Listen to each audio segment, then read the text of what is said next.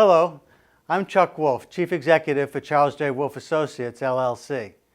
As a motivational speaker and a leadership consultant and executive coach and trainer, I often work with very successful people in their companies. Since many can't afford a professional, I volunteer to host a radio talk show called The Emotion Roadmap, Take the Wheel and Control How You Feel, on a nonprofit community radio station in Bridgeport, Connecticut, WPKN. My reason for doing the show is to share with as many people as possible this wonderful process for helping people manage their own emotions and their relationships with others. My goal is for everyone listening to learn to use the Emotion Roadmap to make life better. As you listen to me, help others, I hope you are also learning. As a Simsbury resident, I'm delighted to be able to make the show available through Simsbury TV. To learn more, go to my website, www.emotionroadmap.com. Thank you for listening and watching. Lessons learned from challenging times. It's been a memorable year in so many ways, most of them pretty challenging on multiple fronts. The pandemic being the biggest concern, and elections and politics and family dynamics and unemployment and lost businesses and sickness and loneliness and quarantines. There's just been so many things that we've had to deal with. Some of us have been on the front lines, others have been virtual in their work-related spaces. Some of us don't have any work at all. And during all of this, there's been some lessons that we have learned, and some of those relate to emotional intelligence. And I want to talk to you some about that today. My business is Charles J. Wolf Associates, and I'm in the business to help people with leadership, with relationships, with performance, with emotional intelligence. That's been a focal point. Now, this program today is all about having people learn how to deal with challenging times. Some of it is what you already know, and other tips that you'll hear are ideas that you may benefit from if you're willing to be open to trying something new and different. And I hope that you are. The major impact this particular program has is this idea of an emotion roadmap. And I'm going to talk to you about that by telling you stories and anecdotes from people I've worked with over this year in particular, and some other years as well, and share with you some of the lessons I've learned with them, some they've taught me, some I've taught them. And I want to share those with you today. What I want to cover with you today is I want to, again, as I think about lessons, I want to talk about resilience, in part about two psychiatrists named Holmes and Ray, who talked about this a long time ago and discovered something really interesting I'll share in a bit with you. And then I want to talk about demonstrating empathic concerns for others. And I want to tell you about that in a story by a wonderful young woman I've met and worked with recently named Emily. This is a story from this year. And then I want to talk about negotiating win-win outcomes. And a story from another woman that I've worked with who is just absolutely a delightful human being. Her name is Corinne, and she actually used the emotion roadmap in a way that was very effective when someone was about to start a partnership and struggling with whether he wanted to include his friend or not. Next, I want to talk to you about leading with feelings, because this is a discovery made by a good friend of mine, Carrie Chernus, and a colleague of his, Cornelia Roche, who wrote this book called Leading with Feeling. And I want to share a story of my own about a principal that worked with me and used the emotion roadmap to talk about ways that feelings matter for leaders. Of course, they matter for leaders, but I want to show you a distinct way that using the emotion roadmap really made a difference. And what Carrie Chernus's and Cornelia's book is all about is multiple leaders in different situations, in organizations, at businesses, at schools, in government and military, where they've discovered 9 steps. And I'll talk to you a bit about those steps, about what it means to lead with feeling. And then I want to talk to you about a really fantastic idea that a colleague of mine had shared with me about diversity and inclusion. It was a presentation. It wasn't just with me, but just some wonderful ideas, which is a really powerful challenge this year and many years before that we get diversity and inclusion right. And it's just an interesting slant on this that looks at the role of emotions for everybody and how it plays out. It's really kind of unique. And I want to tie that to coaching for compassion. And this is a discovery by a colleague and friend of mine, Richard Boyatzis. And I want to talk about it in terms of what he's discovered, but also I have a person who's a friend as well as a client. He was a client first, became a friend. And I call him Fred Sox because he loved the Red Sox. Of course, that's not his name. But Fred Sox was someone who lived in Connecticut, where I live, and bought the season package for Red Sox games. And he used to travel almost to every Red Sox game. And that's a lot of games. That's 81 games in a season from Connecticut to Boston, Massachusetts to Fenway Park. But anyway, I want to tell you his story and tie it to coaching for compassion. And then I want to talk about managing disagreements because we have a lot of them in our life. One of the key stones of disagreement in the last several years is around elections, around presidential elections. But it's more than that. We have disagreements all over the place, whether it's about, about whether or not you believe in a certain religion, or you think that everybody has to believe in a certain religion, or you believe in abortions, or you believe in choice. There's so many places where we automatically are polarized. And yet sometimes a lot of our disagreements come up and surprise us. But whenever we have a disagreement, what's the best way to deal with it, especially with someone we care about? So I want to talk about Elizabeth and a group called Braver Angels when it comes to that. And then finally, I want to look at happiness because so many of us are trying to be happy, especially in these challenging times with the pandemic and being quarantined and not being able to see loved ones, being socially distant. I want to talk about that too. And I want to talk about what happiness really is, at least from a couple of vantage points that might be a little unique for you to think about. And all the way through, I want to put it together by talking about the emotion roadmap, taking the wheel and controlling how you feel. So first of all, resilience. I want to talk about resilience, emotionally challenging situations. And if you can, while you're listening and watching, I want you to think about what are two situations would you actually manage emotions successfully? What does it even mean to you to manage emotions successfully? For some people, that might mean repressing your emotions, and that's not what I mean at all. How can you be open to your emotions, your anger, your sadness, your loneliness, your failure, your embarrassment, or your joy, or your intimacy? How do you be open and responsive and deal effectively with emotions when they're challenging you at times? If you can think of a couple of times that you've actually managed your emotions successfully, I love to give you a moment to think about that because I like the idea of building on strengths. What I'm about to tell you today and what you've been listening, those of you who have listened to me in other situations, whether on the radio or attended a webinar of mine or heard me speak someplace, you hear me talk a lot about this idea of an emotion roadmap and having much more power than ever might believe that actually exists for us to plan emotionally what we want to feel. And here's what it is. Just stop 3 times a day.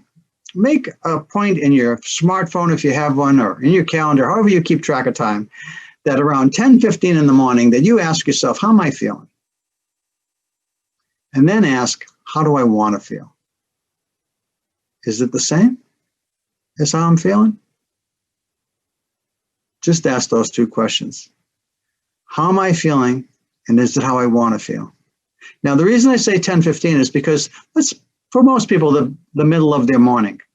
And in the middle of the morning, what you'll find is that you had a plan for your day. Most of us do anyway, sort of a plan.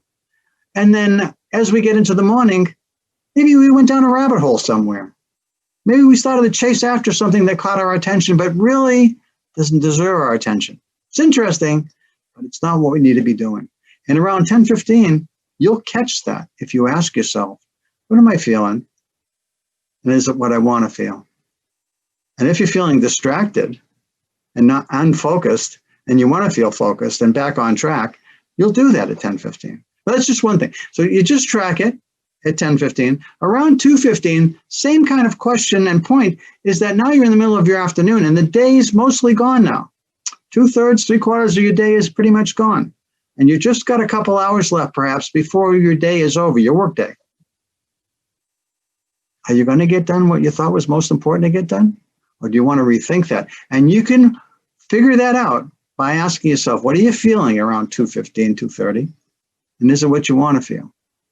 As soon as you ask those questions, you start to realize, wait a minute, I'm not feeling what I want to feel. Or I am, I'm right on track. I'm doing exactly what I want to do. And you just keep moving forward. Now, the last time I'd ask you to think about feelings is around 7:15 at night. Because for most of us, that means we're at home and we've made the separation from the workday to the home, to where it is that you have your personal space. Now, of course, there'll be nights when this won't work exactly the same way, but let's assume for most people, 7:15 is a pretty good time to check in again. And at this time, I want to ask you again, how are you feeling and is it how you want to feel? And what I want you to think about there is, are you really present in your home? Because I found so many people, especially the higher up the ladder they are, they don't shut off when they go home. Higher up the ladder meaning that they're more advanced in their careers and they have lots of responsibilities and they carry those home with them and they're not really present to their family. If they have children or a spouse or a partner, they're not really present for those other people. And they're not even taking personal time for themselves because they're still caught up with the day at work. And maybe that's fine. But again, I'm just asking you to check in with yourself. How are you feeling and is it how you want to feel? So 3 times a day. Right away, there's a takeaway here. If you do that for a couple of weeks, you're going to learn a lot about your emotions, about yourself, and you're going to make some thoughtful changes. That's at least what happens for most people. So while you think about managing emotions successfully, it's based on you already do some things really well. And I'd like you to think about times where you've done that. What was going on? What were you feeling? Who else was involved? What were they feeling? What did you do that worked? Can you remember what worked? Because one of the things that I find that's really helpful to people is when they're stuck, and smart people all the time that I work with, when they're stuck, it's almost always because something emotional is happening inside them or with somebody else. And so the key is when you're stuck, ask yourself, what are you feeling? What do you want to feel? And if there's anybody else involved, what is he or she feeling or they feeling? And what would you want them to feel? So if you've got a few times that you've actually done this successfully, when you're stuck and you can go back to the times that you were successful managing emotions, that's going to have an impact on your ability to feel some confidence in moving ahead and solving whatever challenge you might be facing right now. So when I think about resilience, I think about the ability to deal with adversity, uncertainty, and challenges to oneself, others, organizations, communities. So for instance, a number of people are working virtually. How has that actually impacted you? Things that I've learned is that introverts and extroverts experience virtual working in very different ways. Some people who are much more on the extroverted side, meaning that they really like to be with other people, that get energy from being around others, being with others, being in social gatherings, those people struggle mightily with being isolated. People who are more introverted, lean that way, are much more comfortable being at home, not seeing lots of people. Now, even if you're introverted, the fact that we don't get to see loved ones or we can't hug our loved ones if we don't live in the same space with those loved ones. For introverts and extroverts, for everybody, that's a real struggle. So what are some of the things that you're doing?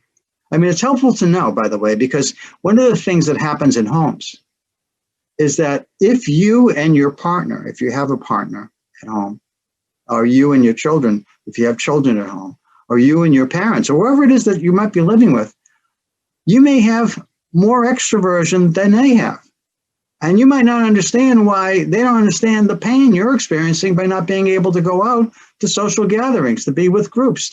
I just want to talk a little bit about this idea of a definition of emotional intelligence. It's the ability to identify emotions, use emotions, understand emotions, and manage emotions, your own, others, and your emotional relationships with others. And I'll talk more about that as we go forward. This concept of an emotion roadmap involves a series of questions. The questions start with any situation involving strong emotions, and the pandemic qualifies. We have had people who have lost their businesses. We have had people who are unemployed, who are in breadlines that have never been in breadlines before. We have people that are struggling with whether or not to keep schools open. People who have their children home because their schools are closed and everything's virtual. We're trying to figure out how to teach our kids, for those of us who have children at home,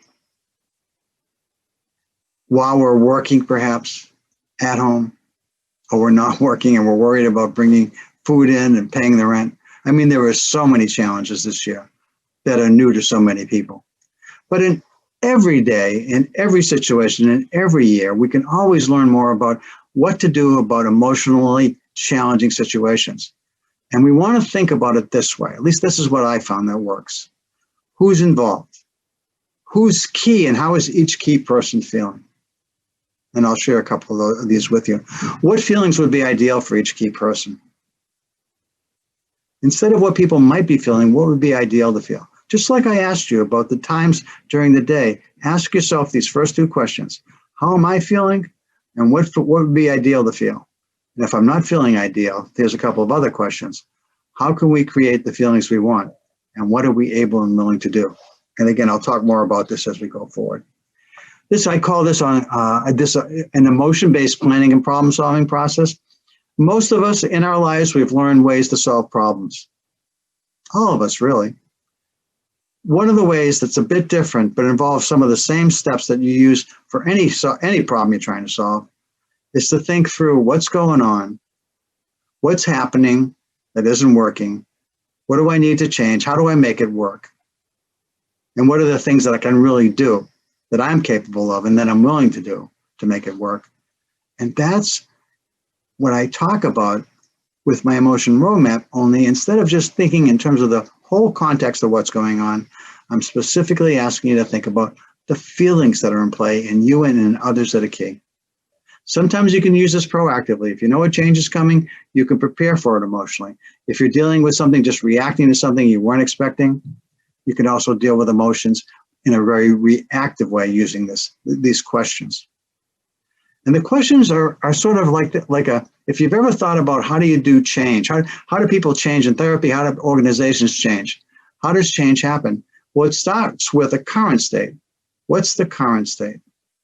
And then what's the future state look like? What do we hope for that happens that's going to be different and better and compelling, and we really have a vision of something that's better? And how do we get from what is to what's better or what's more ideal? How do we close the gap? And as we think about strategies to make change happen for an individual, for a team, for an organization, for a community, for a nation, for our country, as we think about how to make change happen, we think about where we are today. We think about what would be ideal in a year or two or more, what would be fantastic, and how do we get from what is to what's ideal? How do we close that gap? And as we consider strategies, we think about what are we really able to do and what are we willing to do?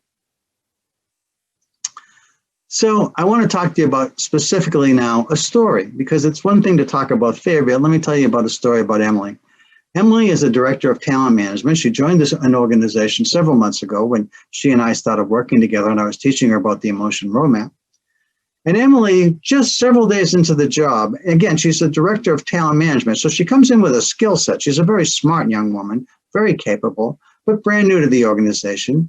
And one of the things that she gets asked to do is to talk to a very senior leader in her organization about some leadership development opportunities for that leader. The very senior person talking to Emily says, this person, the senior vice president, is a very talented, one of our most talented individuals, and we'd like you to work with her. She does need to develop some skills in the following areas. And she told Emily what the areas were, and we'd like you to talk to her about that. Now, understand Emily has no context. She has no knowledge about the organization. I mean, of course, she did her homework and prepared very well to interview for the job. So she knew the organization's, financials. She knew the size of the organization. She knew its competitive strengths. She knew some weaknesses. I mean, she knew some general things that you know when you study an organization before you come into it. But the norms, how an organization actually works, what's acceptable practices, how to relate to people, that all takes time.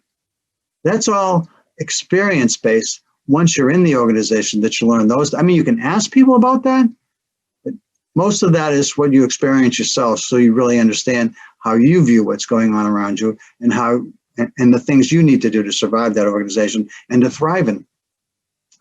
So how is Emily feeling? This is what she told me when we talked about this. She said, "I'm feeling very anxious." She said, when this happened, this could break or make my career here, and I'm just getting started. I knew nothing about the organization. I don't know who to talk to or who to ask. I mean, I have my immediate supervisor, of course, but she's expecting me to do this and has told me that that's her expectation, hasn't given me a whole lot to go on. And so I began to get a little panicked, but then I thought, I thought about the roadmap, she said. I thought about, what do I want to feel? And as she thought about that, she thought, you know what, I'm feeling anxious, a bit upset, unprepared, she thought. And now I know what I need. I want to feel confident. I want to feel competent, and I want to feel prepared, because that's how I do it. I feel confident and competent when I'm prepared. So how do I get prepared for this? And she started to think about that. And she thought about a few things. And then she realized that one of the things that I had taught was, don't think just about yourself when it involves other key people. Think about the other key person. And so she stopped herself and she thought, how is this other person feeling about me coming to see them? Could they be worried about what I might say or do? Not just in the meeting with them, but who I might talk to afterwards, what I might say about the experience I have. And she started to think about, what can I do to make her feel trusting and to feel accepting? What can I do to set the stage for she and I to have a really good talk and to feel really good about each other? And how do I build that relationship before I get anywhere near the development conversation? How do I go about that? She began to think about a plan for that. And she thought about, what am I really able and willing to do? And she started to think about the possible ways that she could feel more prepared, more confident, more competent. At the same time, she wanted the other person to feel more accepting, more trusting, and more engaged and more excited, ultimately, and optimistic for the plan that Emily might put together for her. And so she created sort of a project line where she began to think about, how do I just deal with acceptance first? How do I meet this person, say, I'm going to be having a conversation with you at some point about development, but I'd love to get to know you and spend a little bit of time understanding your world, your circumstances, who you are, and I'd like to tell you a little bit about me. And she created a strategy to build a relationship. By the time it was all over, what she told me was, when this woman and she connected, they both seemed to come away very appreciative and respectful, and really having enjoyed the conversation and the planning process, to the point where the woman went to Emily's boss and told that boss that this woman is awesome. I don't know where you got her, but she's awesome. And Emily was telling me the story because she said, all the way through that, Chuck, she said, I used the emotion roadmap to make this work, and it did. So in telling you about that, I want you to understand how this actually involved empathic concern. And let me tell you a little bit about empathy and empathic concern.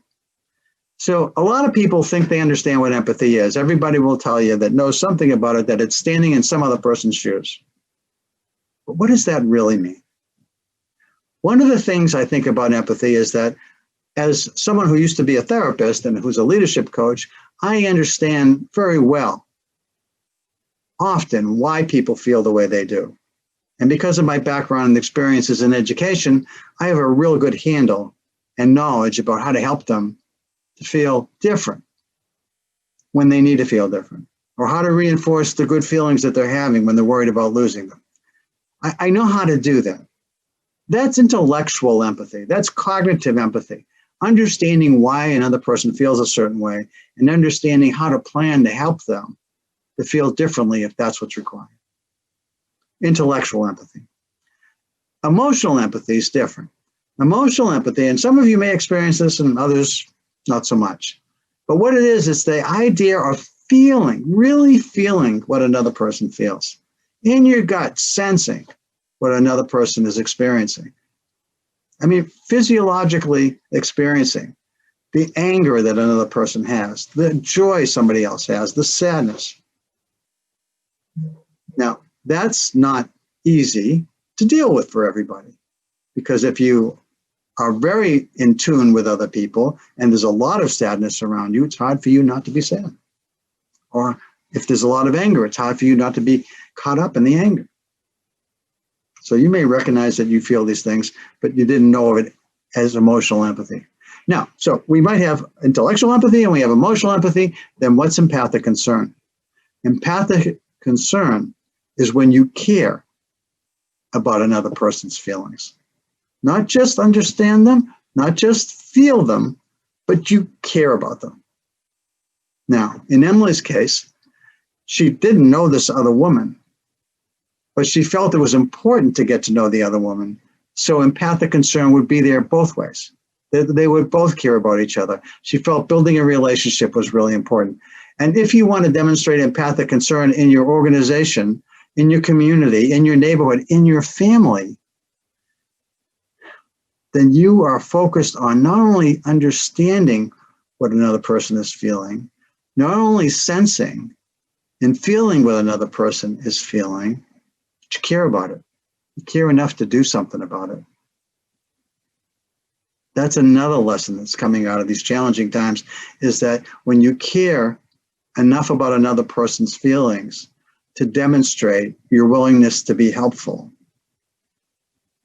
when your concern turns into action, or at least the offer of action and support, you make other people feel special.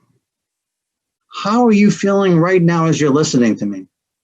I hope you're interested. I hope you're curious. I hope you're optimistic. Are you anxious? Are you agitated? Do you have to be off and doing something else?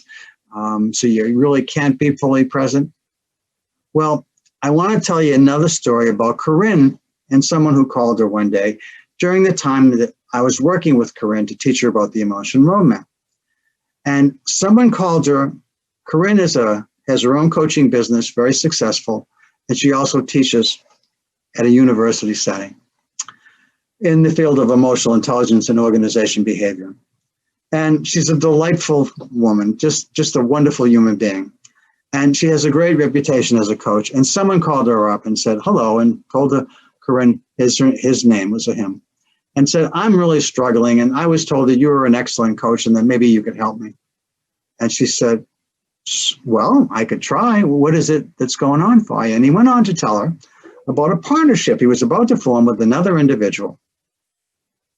The other individual was a good friend of his. They'd been friends for years, and the four of them had worked for this company. And there was four of them, but he was worried about his friend, he said, because the four had decided they were going to go off and form their own version of the business they'd been part of for a number of years.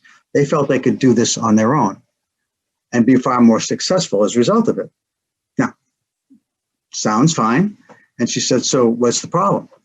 He said, well, ever since we made the decision, we all have to invest a certain amount of money and sign a series of papers, having to do with the partnership. And every time I talk to my friend, and again, he's been my friend for a long time, and this is really concerning to me, he sounds angry or bitter or he's sarcastic. And I mean, I don't know what to do with it.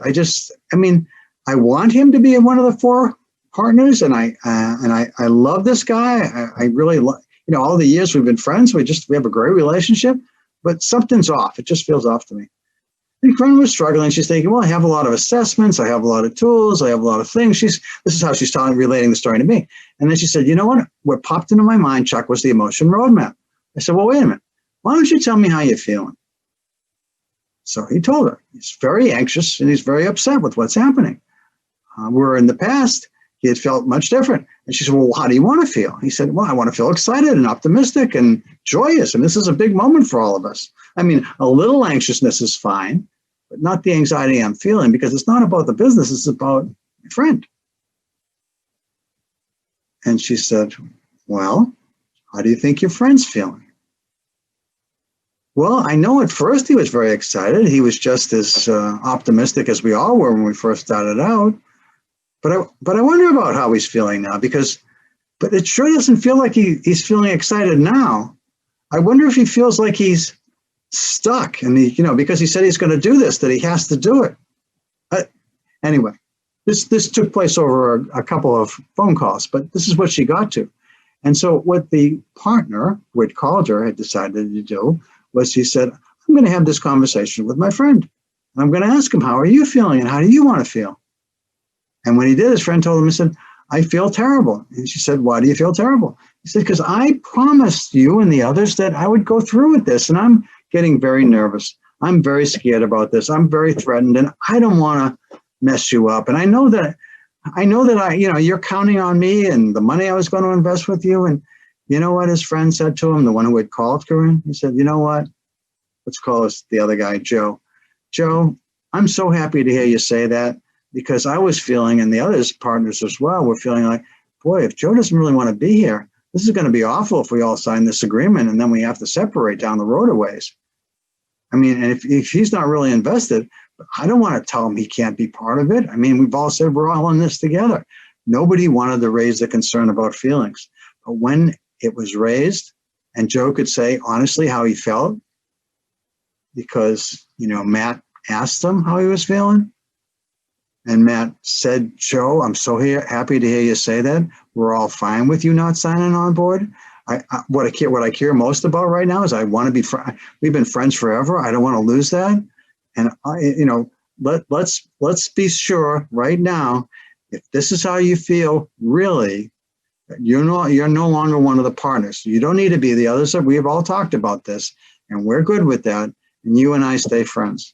And that's how it ended, folks. So using the roadmap again in a partnership situation, feeling empathy, but focusing on the empathy and doing something about the concerns that you had, not just playing along. Because without that phone call to Corinne, that partnership would have formed with four of them, one very unhappy partner and three and the other partners were happy to be part of the business, but three very concerned partners about what to do about the fourth person. So another way to use the emotion roadmap. Lessons in challenging times. Another thoughtful concern is this idea that we have abilities. We have emotional abilities, and we differ in those abilities. One of the people that I worked closely with over the years, this person I called Fred Socks, I told you about in the beginning, he was somebody who really struggled with understanding how he impacted others. There's that saying about we think we know how people experience being with us, and then there's what people actually experience when they're with us, and they're not always the same. Now, in this world that I live in of emotional intelligence, there are assessments that do assess abilities. And one of the things that I've learned is, every emotional intelligence model will tell you how important it is to be self-aware and aware of others' feelings. What if you're incapable? What if you're really incapable of knowing what others are feeling? Is that even possible, you might ask? And the answer is yes, it is. And you might actually see it in people and not realize it. Most of the time when we see other people acting poorly in terms of the way they relate to others, we think of it as a bad attitude. They just don't care. Well, one of the people that I've learned to really like is a person who got very poor input. Some of you might remember the expression about computers. When we first saw the first computers, there were predictions that computers are going to rule the world. We're going to be so good with our predictions and our accuracy and understanding whether the new product is going to sell into what marketplace. Computers are going to give us these algorithms that are going to drive our success, wild successes. And then the discovery that I'm referring to is that if you don't put in good data, if you don't have good data, the computer can't help you, because garbage in, garbage out. All your predictions and projections based on lousy data are going to be faulty. And so while you think the computer is doing wonderful work for you, you have to be incredibly vigilant around the data you put in order to use it to give you good predictive abilities. What if that's true about emotions? What if your data coming in about emotions, about how others are feeling, is lousy? And you don't know it. That's the worst part. You don't know it. You think you know what other people are feeling, but you don't. when I was a therapist, I used to hear not all that, it wasn't all that uncommon to hear that sometimes women and couples would be in, when I was dealing with families, I'd see the couple separately, and the woman would say, my husband just doesn't know what I'm feeling. And of course, the obvious question was, what you mean he doesn't know what you're feeling? Well, what happens when you tell him what you're feeling? Well, no. I don't want to have to tell him. I want him to know. I want him to sense what I'm feeling. I mean, if he loves me, he'll sense what I'm feeling. Now, that was stereotypical in back 25, 35 years ago. I mean, any partner might feel that way about another partner, man or woman, or man, woman. Doesn't matter. You might feel as though your partner needs to be more sensitive to you. And you feel badly when they're not. But would you feel badly if you learned that they couldn't? And I want to just tell you, without getting into the details, that sometimes people really can't. And when they can't, that's a game changer.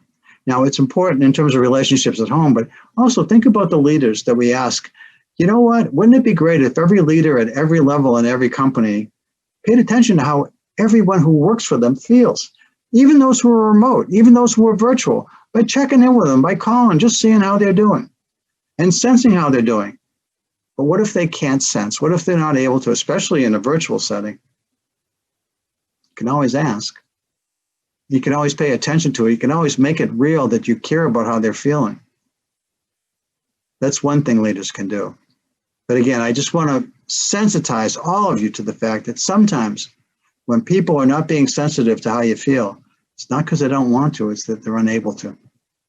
Someday in the future, I really believe we're going to be talking about this concept that I call emotional disabilities. It wasn't all that long ago. No, maybe it was long ago for many of you, but probably 40, 50 years ago, that we used to think that anyone who couldn't read by second grade just wasn't smart enough to read and would always be in a lower group. But teachers were having a difficult time accepting that when they found that there were certain children that were really smart, very smart, but not reading. It didn't make sense to them. And at some point, somebody said, well, maybe they learned differently. And then the whole field of learning disabilities opened up. They're called learning differences now. But I think at some point we're going to have a field called emotional disabilities, just like for what I'm talking to you about, where somebody isn't able to be aware. They don't get good data, not because they don't want to. They're unable to because they lack the ability. So when I talk about abilities, again, without getting very technical, what I'm trying to tell you is that just like someone is great at math, excellent at calculus, at trigonometry, at algebra, and others are decent at math, and some really struggle with division and multiplication, we have similar experiences with emotional abilities as people do with math or verbal abilities or spatial abilities.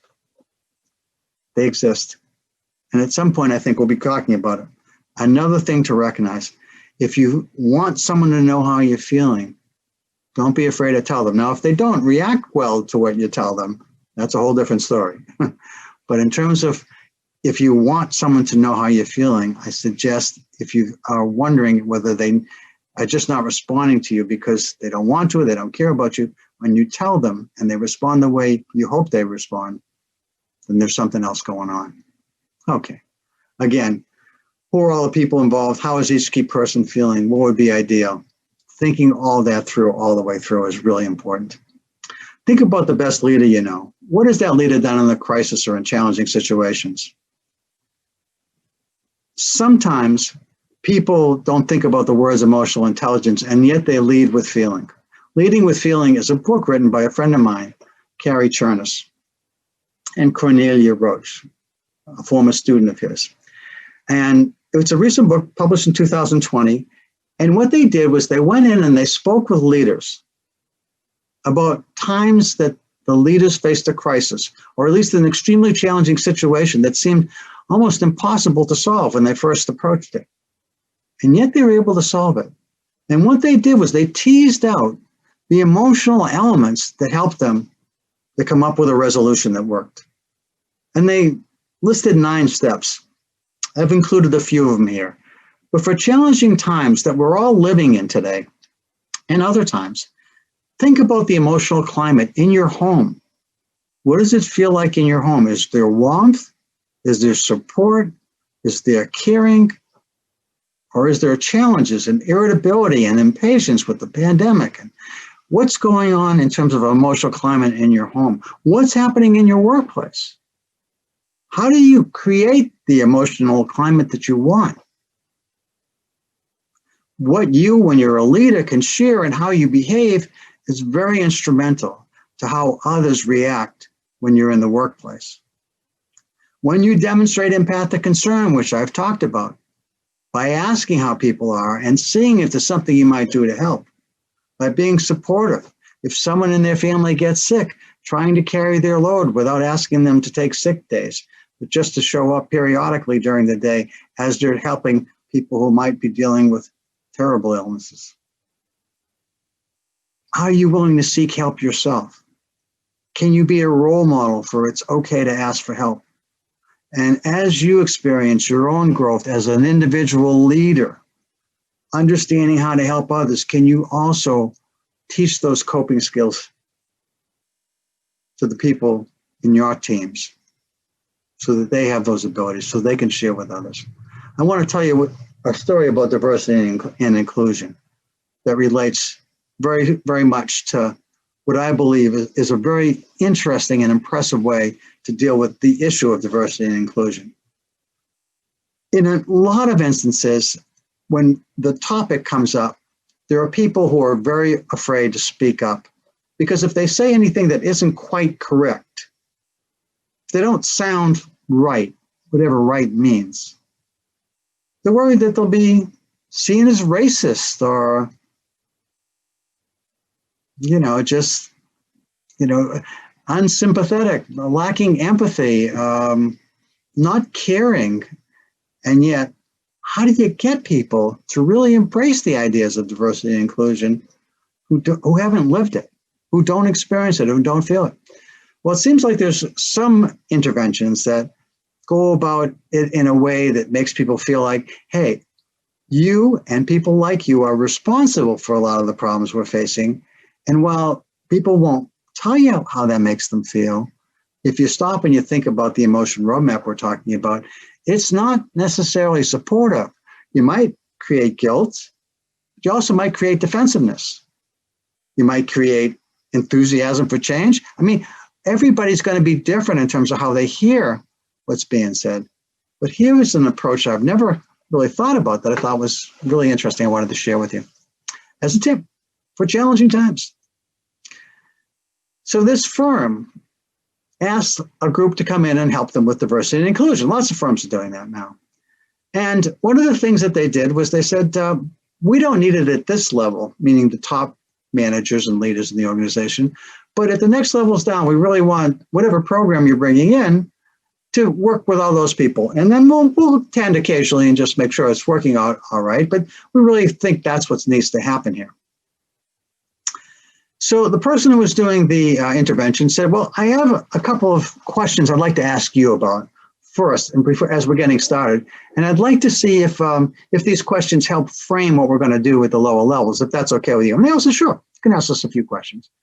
So the consultant came into the organization and he started with the very top leaders in the organization, all individuals, all private conversations. And he asked them, I've got the first question for you is I want to know about a time when you were included, when you felt it was really important to belong to a community group, an organization, a team, a company, just something really important for you where you wanted to belong. And there was some question about whether you would belong or not, but you did, you got in.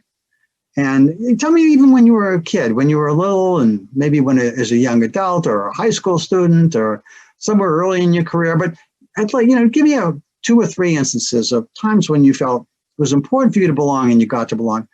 And I'd like to know as much as you can tell me about that. What was going on? Who was involved? How were you feeling? How did you feel when it happened? And so forth. So everybody was really comfortable. It was a good warm-up question. Everybody got that. And then he said, and now I'd like you to tell me about 1 or 2 or maybe 3 times in your life where you didn't get in, where you were excluded, where you were left out. You didn't make the team. You didn't You weren't allowed into the club for some reason, or something happened where you felt left out. And so, again, they were warmed up, they were trusting, they went into this, they started to think about it. And actually, he said, some of these people cried. Now, these were tough senior people, and the expectation of crying wasn't part of what they thought they were getting involved with. But they actually cried. And not everybody, but some did. But all of them got very emotional about times when they were left out. And when he was done, and when he had finished all the interviews, the whole team came together and they said, what did you think of that experience? By the time they were through, they felt like they believed wholeheartedly, sincerely, it was incredibly important that every member of their organization belonged, felt that sense of belonging, felt they were part of the team, felt like they were included. And diversity, in all its forms, shapes, and so forth, we want it all. We want everybody, every type of person, every type of gender, every type of thought. We want all the I want everybody that's part of our team to feel included. So I tell you that as a way of thinking about the role emotions can play in bringing people together. So I thought that was a useful tip to share as well. So what about your vision for you, coaching for compassion, another tip for challenging times? Have you ever wanted to change? Do you overeat when you're anxious? Do you drink a drug or take drugs when you're sad or lonely? Do you get too mad because you're impatient? Do you mean others to get a laugh? Are you overwhelmed sometimes because you're so nice and you're afraid to say no to people who ask you for help? So feelings influence thoughts and behaviors. Remind ourselves of our vision or who we want to be and then consider how to change behavior. So one of my good friends, Richard Boyasis, wrote a book called Helping People Change.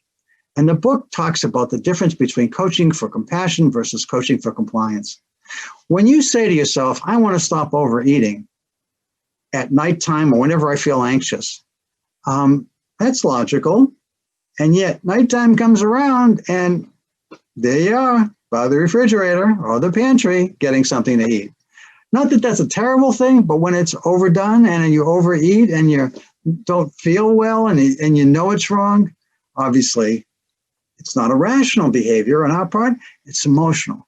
And so one of the things that I got asked to do a couple of years back was the International Coaching Federation asked, we're looking for an expert on coaches and emotions for a book that we're writing on professional practice for coaches.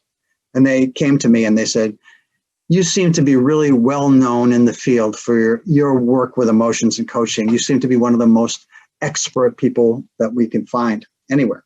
And would you write a chapter for us? And so I did. And the chapter is about successful coaches influence feelings, thoughts, and behaviors. If we want to change any of these feelings any of these behaviors or others, the key thing for us to recognize is that we need to understand what feelings are driving the self-talk, are driving those behaviors. And if we get in touch with what the feelings are, we want to see if we can meet that feeling need in a different way rather than overeat or drink or get too mad or demean or feel overwhelmed. How do we meet the need other ways? Now, I'm not going to take a long time with this. I encourage you to listen to my podcast that I did with Richard or buy his book, Helping People Change, to understand how this works. But if instead of trying to focus on just that behavior, we think about ourselves in terms of remind ourselves of our vision of who we want to be, and then consider how to change the behavior, everything kind of changes. If we think of ourselves in terms of what do we want people to say about us when we're gone? What do we want for a legacy? But who do we want to be in 5 to 10 years? What's the best possible version of ourselves we can be? When we start to think about all the things that we really hope for, we want to achieve for ourselves, to be the kind of person that we want to be for our families, our teams, our organizations, our communities, ourselves. When we think about that person, and then we think about the behaviors that are on this list or any others that don't fit, now we have a different reason to want to change. Because if I want to move towards this vision of my best version of myself, I need to make some changes. I need to make some changes that really relate to this vision I have of myself. And in creating and thinking about this vision, and I see behaviors that don't fit that vision, then I'm motivated to change them. Not because somebody else told me or it's just the right thing to do, but because I have a vision for me that I really want to live at some point. And this behavior is in the way of that. So I need to tackle it, do something about it. And I'm motivated now. So when you coach for compassion versus compliance, when you got to get somebody to try and change, whether it's yourself or anybody else, because it's the right thing to do. Wear a mask outside, right? Wear a mask, and they're not wearing a mask, but you ask them, you want to be around for your kids, for your grandkids? Do you want us to be around, to be able to be together and party with you and go to holidays with you and enjoy ball games with you? You want to be in our lives? Please wear a mask. When you say it based on compassion, not on compliance, you get a different outcome. Okay. As far as being a leader, what are the things that I've really discovered that I think is helpful for any leader in any time, really? But followers love leaders that do the following things, according to Jim Cruz's and Barry Paul's wonderful book called The Leadership Challenge. As a leader, you want to inspire a shared vision, the best we all can be together. You want to encourage people's heart by being concerned about them. You want to model the way. You want to be the person that does what you're asking others to do. You want to enable others. You want to teach them what you know. You want to teach them what they need to know. And you want to challenge every and any process that might be holding you back. In terms of what gets greatness out there, one of the things you want to think about is this idea of the person who creates the best performance. It's the direct person you work for, your immediate supervisor. In Olympics, there was a study done that showed that the coach-athlete relationship is the key factor for generating greatness in Olympic athletes. It's true in countless studies that the leader in any organization, for every team member that works for him or her, that leader relationship has an enormous impact on the engagement levels of the people that are in your team. Just recently, in many other studies, there's the kind of leader you would want to follow, that you want to be. And just, again, for challenging times, sometimes you think you got to be better at technology and finance because that's the way the world is going. You got to know about how the money is brought in and how it's spent, but you also have to know where the technology has taken us. But what most people want you to know is how to lead and how to be emotionally intelligent. In terms of relationships, one of the last things I want to tell you about is a colleague of mine that worked with me that I really think the world of. Her name's Elizabeth, and she joined with me to work with me to learn how to use the emotion roadmap to help her. She's somebody who's fighting cancer, and she's been fighting it for 10 years now. And she struggles. She has better days than other days, but I've learned that one of the things that happens by taking more control over our emotions is that even with debilitating physical illnesses, we can change how we feel. We have a way of actually helping ourselves to feel better, even in the darkest moments.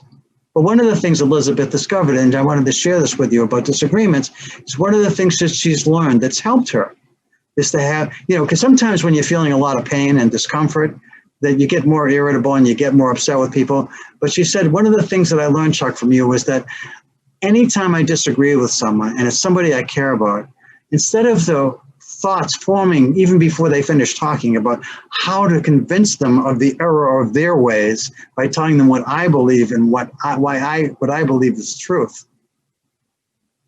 Anytime that happens, it feels like I don't want to go there anymore.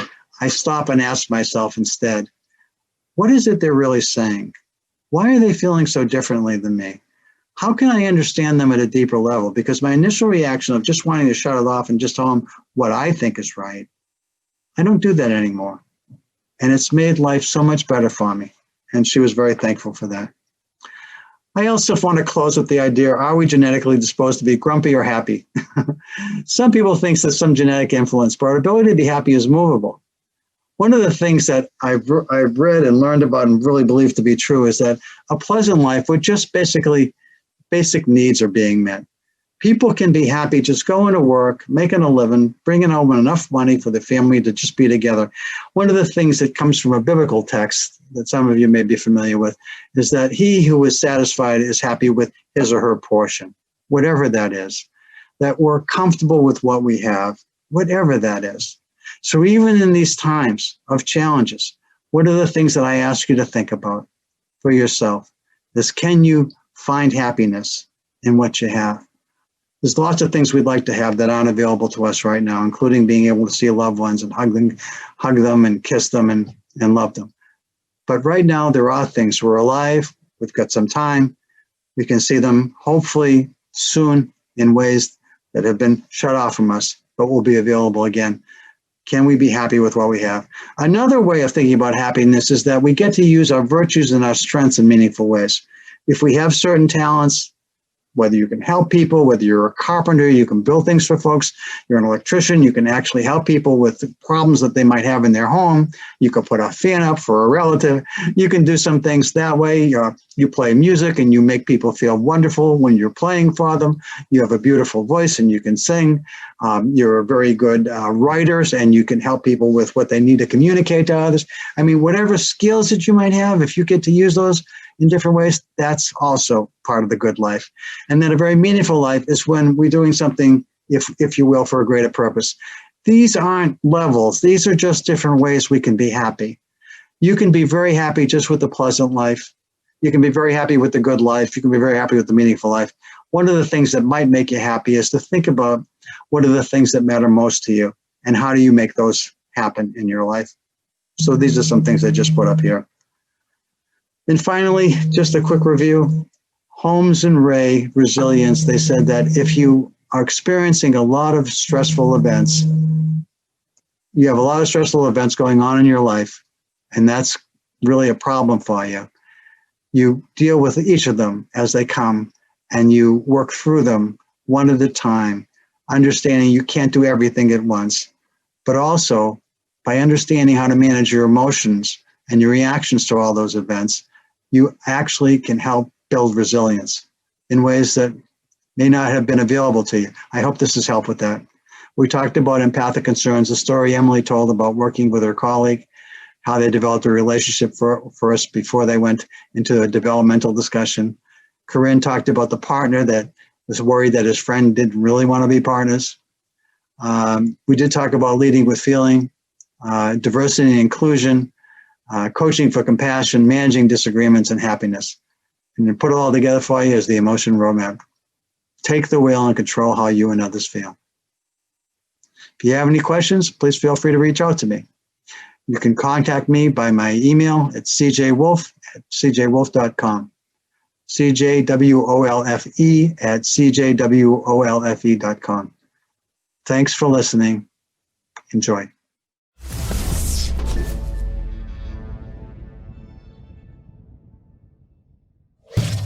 Funding for Simsbury Community Television is provided in part by contributions from viewers like you. Thank you.